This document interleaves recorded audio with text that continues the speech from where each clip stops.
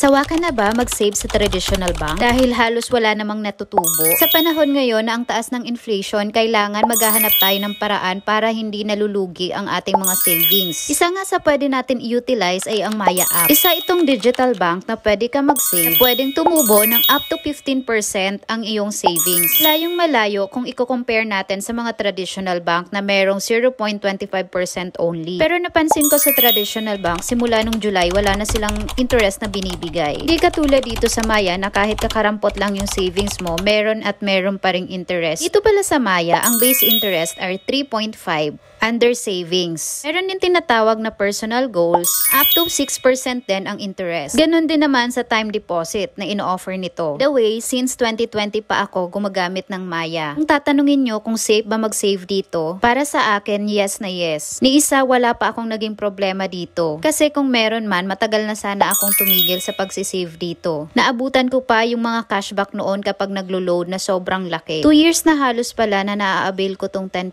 ni Maya. Maabot siya ng mahigit 1,000 per month ang kinikita ko sa interest lang. Diba, saan natin pupulutin yung 1,000 na yun? Bilang isang breadwinner, sobrang laking bagay yun sa akin. Kaya naman, kung wala ka pang Maya or kung meron kang Maya pero hindi mo siya na ma-maximize gamitin, nako, sign na to para aralin mo din para hindi natutulog ang savings mo. Happy savings!